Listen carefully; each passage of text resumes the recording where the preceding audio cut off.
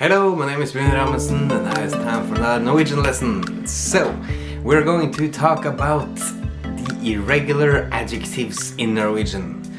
So, now, we do not have that many irregular adjectives. There's mostly just the two ones that we're going to talk about today which are important. And, well, they're irregular. So usually you have the pattern to them. I will make a separate videos explaining a little bit about the adjective patterns. It's fairly easy grammar behind all of it. But today we're going to talk about the irregular ones. So the two irregular adjectives is going to be liten, right, and annen, and how they are used together. So let's get straight to it. The trick you could do here, so you have the first one, the masculine and liten. For example, let's see here, we have here en liten bil. Here you have the article annen, right, because it's masculine in front of it, right? So with that you will use the basic form of it, en liten, right? Liten bil. So a lot of people, they tend to focus in here on thinking too much about noun itself, bil, right? So it goes liten to bil. No, it's easier to think connected, not with this, the thing, but connected with the article, much quicker. En liten.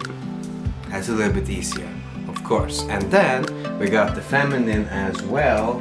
For example, I lita pipa, right?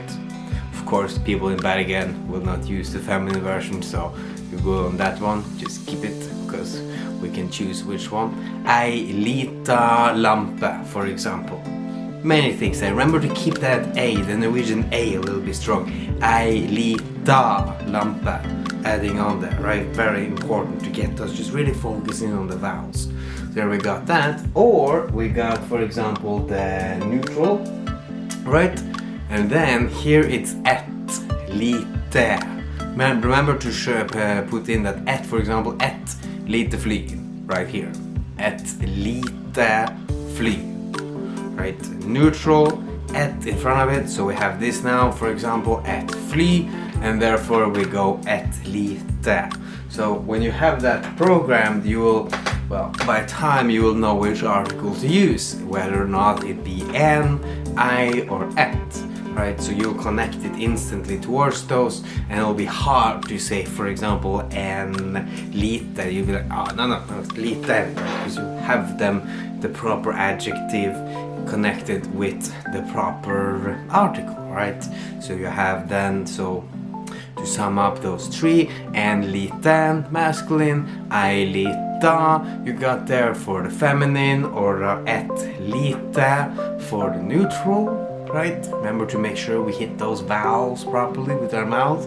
Lita, lite, get those, really focus in on those. A lot of people get a little bit, it's easy to use those, and people like, there's a word in Norwegian, slurve with the endings, meaning that you don't really pay too much attention and you mess around with them, and then everything falls apart and all grammar goes away. And let's take a look here. So you also have the plural form of it. For example, here I see many people using it. So in the plural form, it's just small. For example, I got these two guys to show them help the plural. Just think about that. To små rotter. So here you got the plural form of it, right? The er, rotter, and then it's connected with små. That's the plural form. Completely changed, right? So just remember, the small version that you see is only for plural. Mange, to små rotter, eller we could use for many different things, små bilar, right? Remember you have that er ending. Sometimes, of course, you don't have that er ending. Let's say you have a neutral noun, ett hus, to små hus. Of course, it's not there.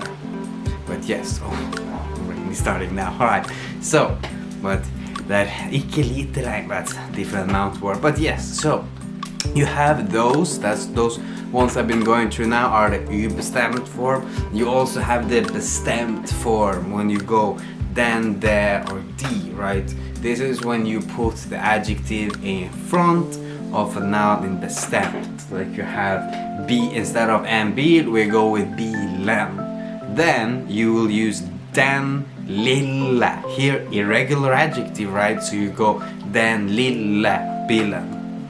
Or if I have for neutral, for example, we can go with det lille flyet. Straightforward, same one there. Okay, cool, no problem there, right? Or you have the feminine, den lille pipa. Here, same. Den lille for both masculine and feminine, and then of course changes a little bit for the neutral. And then again, de små råttorna. See here how it goes again? De små råttorna.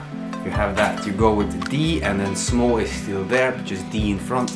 Remember about the ending there of the bestämt. Rottene, get that ene being added towards that. This is the adjective liten connected to it. Whew. So the other adjective is a bit easier. This is annen. Right here, then again it changes. And annen, for example, now, well, don't really have another card here, but yeah. To say it's so useful and it's used everywhere, right? So practice. Yeah, I hear this mistake so often with my students and people trying to talk Norwegian. It's a classic. Just remember, connect with the article. So you got the annen and annen bil, right? You have that, and annen and din. Check it out. I anna with the feminine if you're using that. For example, I anna flaske, you could say, right? And see if I have anything. Yes, sure. I anna flaske, you have that. Perfect. I'm using visual thing, better for memory that way. And then you got, remember the either, I anna, and then the neutral, et annet, right? Et annet sted, et annet hus. See, changes. Connect them with the articles, much better. En annen, I anna, et annet, and then the plural andra. That's it. That's where the plural is used. Andra. Andre steder, andre problemer, right? With the ER ending. It's only a place where it's used. A lot of people overuse that because it's the one people use for bestämt. Den andra, de andra, de andra. It's used there, we use adjective in bestämt form. That's where that comes in, so people tend to use that everywhere. Just remember, you have the difference. The urbestämd form, en annen, I anna, et annet, and then the plural, mange andra, and then you got the bestämd, den andra, de andra, de andra. Just straightforward, really. That's a little bit easier, but the tricky one, just focus in on connecting them with the articles. Much stronger. Just think and then making that connection instead of focusing too much on the noun itself. Makes it a lot easier for us. Alright, thank you guys so much for watching. Bye.